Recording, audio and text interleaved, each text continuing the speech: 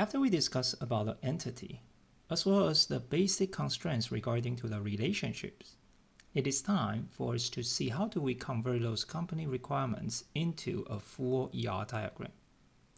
So in our entity part, we looked into the database requirements regarding to the department, project, employee, and dependent.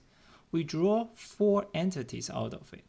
Department is described by the name, number, manager, and manager start date. It can locate in multiple locations. Project, it has the name, number, location, controlling department. Obviously, by looking into just these 2 entities, you understand the controlling department is actually a relationship between the project and the department. It's the same thing that department has a manager. However, a manager is also an employee.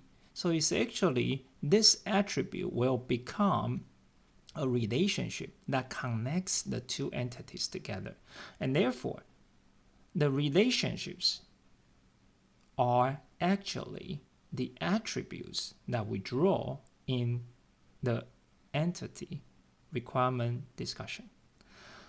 Employee is the same thing. It has the name, remember the composite attributes, social security number, gender, salary, work zone. This is talking about a project. So this is actually going to be converted into a relationship. Supervisor itself is also employee. So how do we describe that? Address, birthday, department which they works for, that again, this attribute will become a relationship that connects the employee and the department. Finally, dependent. Dependent has their dependent name, employee, sex, birthday, relationship. So the employee is actually talking about who does this dependent depends on. And therefore, you can see that in this slide, we talked about how do we really convert the attributes into the relationships so that we can have a full ER diagram looks like this. I underline 4 attributes on the left side, indicating that these are the 4 basic relationships that we already have learned, and let's see how do we convert those. Starting with the department from the manager attribute, this we know is actually a relationship that connects the department as well as the employee. So in our employee, we actually connect with each other with a relationship goes to the department.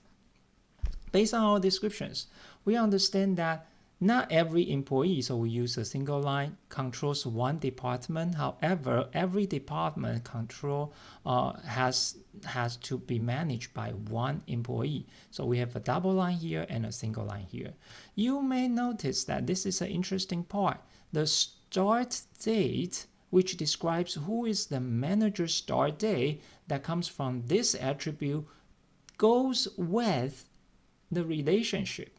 This can be further understood by when we were talking about the department, we described that manager and manager start date is better to be combined together as a composite attribute coming from a manager information. If we don't do this that way, it's totally fine, but you would need to understand manager start date comes with the manager. So it's actually an attribute describing this relationship. And yes, relationship can have attributes as well. You will see that in the works on part. Now, if we look into the project, you have a controlling department indicating that which department controls the project. That converts in here. And you can notice that once we convert that, the project does not have that attribute anymore because that attribute has been evaluated into a relationship. So you can see the project now has only name, number, location. Both 2 of the items are underlined, indicating this. Both of them can be a good candidate key. When we try to connect department as well as the project through a relationship, it is time for us to think about those constraints. So you can see that in this design, department maybe controls several projects here. This implies that not every department need to have project. Of course, if you don't think that's the case or the reality is not the case, you put double lines over this relationship that would say every department needs to have some projects. So it depends on how big is your department. Basically, if your company has like 10 departments and some of the departments are like financial department or something that controls, or even human resources, they don't really control the research projects, that would be the case here. Of course, if the company has only like 3 departments, each department has some important projects, then we probably need to put double lines over there. On the other side, based on the requirements, department controls the project, so that every project need to have a department to control them. That's why we have a double line here, say every project need to participate in this relationship, and there's one department controls the project. So you can see that we converted the 2 relationships here. If we look into the employee, there are 2 attributes that we put underline. Let's take a look at the easier one, department, indicating that every employee has a department that they works for. So we put a double line indicating every employee must specify one department that they are working for. On the other side, every department must have several employees who works for them. And that's why we have to have the double line over here. Finally, works on, which talks about what projects they're working on and how many hours they've been spending on that project. So we look into this one, understand this is actually a complex attribute. So we form the project into a relationship with the employee, so they will work on the projects. We discussed about this one. This is going to be an M-to-N relationship because every employee can work on several projects. Each project can work by multiple employees. Interesting thing, just similar to the composite attribute concepts that we discussed about the manager and manager start date, because these hours will go with the relationship between the employee and project. So if employee works on 3 projects, that needs to have 3 hours describing each project they've been working on. And therefore, it is the best way to describing the attributes on this relationship. So in this ER diagram, we have actually looked into the majority of the ER diagrams already. If you understand this, we actually look into the whole parts on this right-hand side of all the informations already. Of course, we have 2 more special relationships that we need to dig into. Let's take a look at that. Recursive relationship, indicating that it is a relationship that involving the same entity. So in some cases, the same entity type participate more than once in a relationship type in different roles. So think about this. In our supervisor, every employee has a supervisor, or every employee have some supervisors to describe them. In this case, a supervisor is also an employee. So that forms a recursive relationship here. This is an interesting descriptions that we can see. On top of it, we talked about the schema. Remember, employee and supervision has a relationship with the employee itself. Originally, when we're talking about a schema, we have an entity, relationship, another entity. But because the entity is themselves, so we actually try to understand this. This is an employee has a supervision relationship with the employee. How do we describe that in the instances? We actually using like 1 and 2 to talk about what is the directions of that. And basically, 1 is saying that who is that person supervised by the other side of it.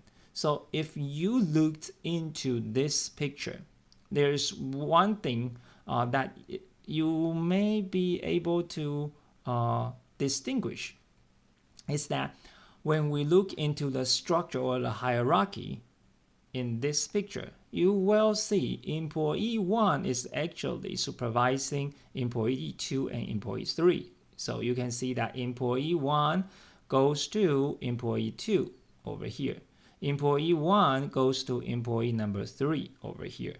And the same thing, employee 4 is supervising 6 and 7. And if you understand it correctly, employee 5 is actually the boss. And one more interesting thing is this. There is no one supervising employee number 5. That's some details we want to discuss in the representation of the recursive relationship. So let's take a look at this one. Employee has an attribute called supervisor.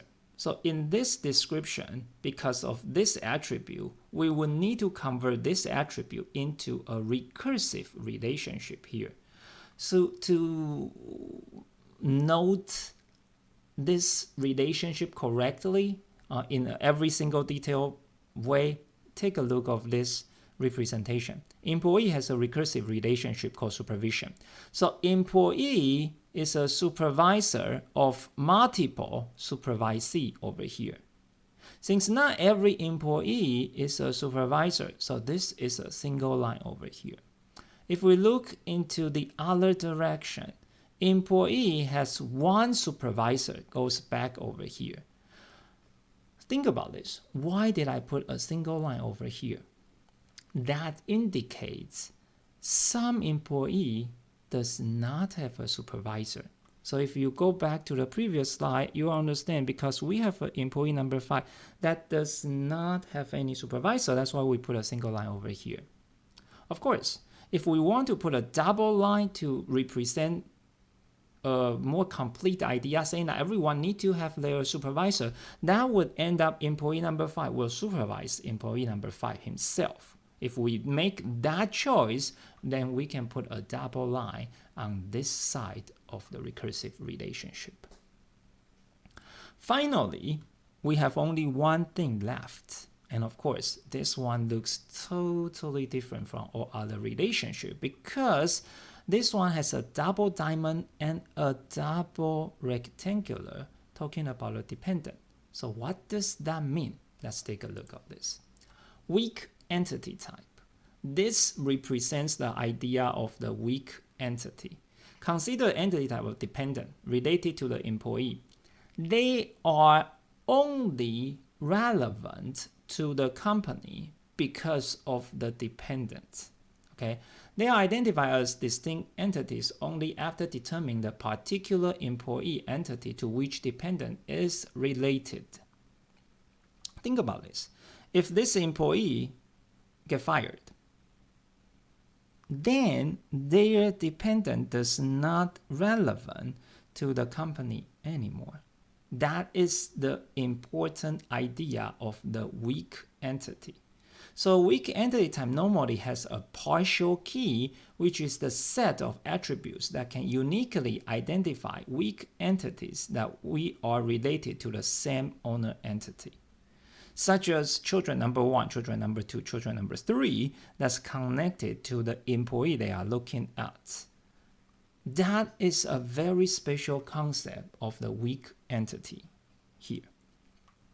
In ER diagram, both weak entity type and its identifying relationships are distinguished by surrounding their box and diamonds with double lines. The partial key attribute is underlined as a dashed line. So you can see that in the figure, because dependent has to depending on an entity here. So we double rectangular or double box the dependent attribute, indicating that this is a weak entity. The key to a weak entity is under dash line. So if you draw a double box over here, their key will have a dash line underline of their key attribute, which is what we call their partial key.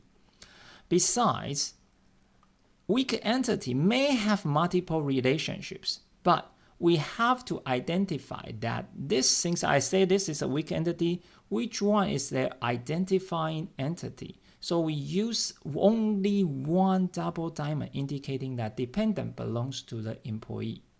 So think about this. If I have an insurance agency entity over here, it will have another relationship with the dependent. It will also have the relationship with employee. But that diamond will be regular diamond.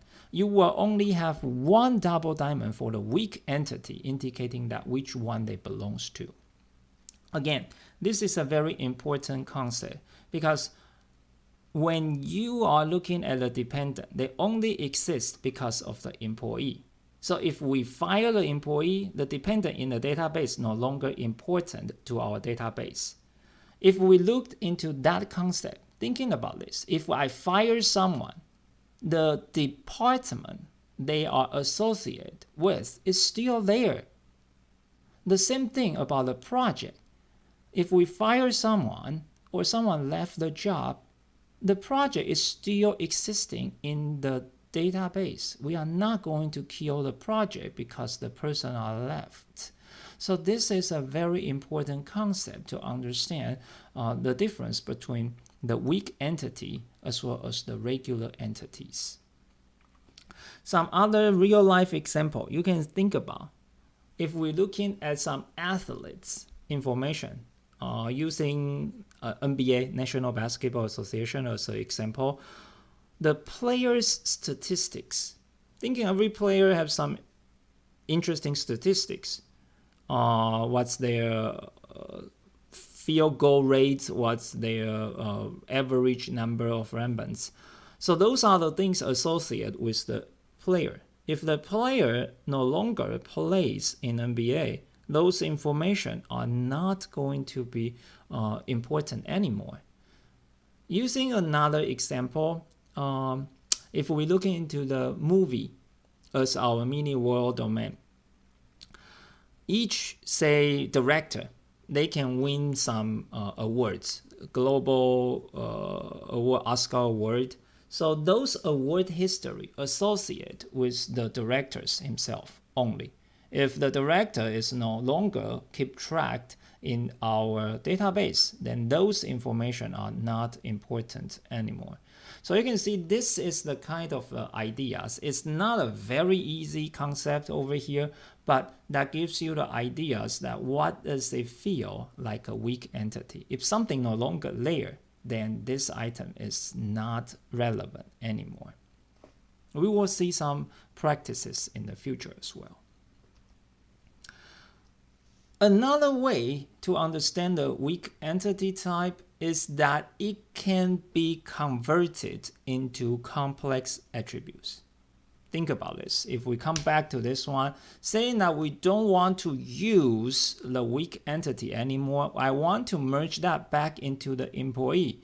You can totally convert that into a complex attribute called dependent, and with all of those attributes attached, forming a composite attribute. So they can have multiple dependents. That's why it's a multi-value attribute, as well as a composite attribute that forms a complex attribute. So if that something can be formed into a complex attribute, then that can be considered as a weak entity. In the example, we can specify the multi-value attribute depends for the employee, which is composite attribute with component attributes of name, birthday, sex, and relationship. The choice is designer's choice. Like we said, the design is always a black art, so that how do you want to choose is going to be an important thing. I can provide a general guideline if a weak entity has some other relationships. It is better to let it stay as is. If like what we have over here, the dependent stands on its own, there's no other relationship connects anything, it can be a complex attribute without too much trouble. So that is like a general concepts over here. To sum up all the things that we have discussed in the ER diagram, we looked into a rectangular box specified as an entity. If we put a double box, indicates it's a weak entity. Diamond shape indicates its relationship. Double diamond specify the identifying relationship. Regular attribute, this can be a single attribute, simple attribute as well. Attribute underline indicates it's a key attribute. Double oval says that multi-value attribute. Composite attribute is the attributes on top of the attribute. Of course, if you combine the two things together, it forms a complex attribute. If they are under dash line, it's specified as the derived attribute. Talking about dash line, if we have an under dash line, that means it's a partial key. Relationships specify in two different things. One is about the total and partial constraint. The other one is about the cardinal ratio. So this sums up all the things that we have discussed in the ER diagram. So let's do a practice. Thinking about this one as your assignment of the day, I want you to design an ER schema for this application and draw the ER diagram for the schema. So basically, I want you to draw an ER diagram, submit that via Blackboard. So consider the following set of requirements for car dealer database design. So now our mini world application is about a car dealer. There's only two descriptions indicating there are two tables, two entities you need to work on. The first one, the database represents each vehicle, keeping their unique VIN number, make, year, model, color, etc., horsepower, and the price. So we have a vehicle entity. Each car dealer branch has a unique number, name, single location, vehicle owned. So we have a vehicle entity over here, and we have a vehicle owned here. So how do we describe that? It's going to be interesting. Thinking about that. And open hours from Monday through Saturday. So of course, this is a very simple or a small ER diagram for you to warm up. So I want you guys to work on this one, draw the ER diagram, and submit this as an assignment through the Blackboard.